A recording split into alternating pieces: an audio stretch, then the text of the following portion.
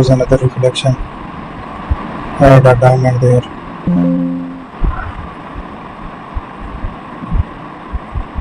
So we have to export the changes there. I will use another design. Let's make the shape by using the pen tool. We will add the shapes here. Try to make the changes.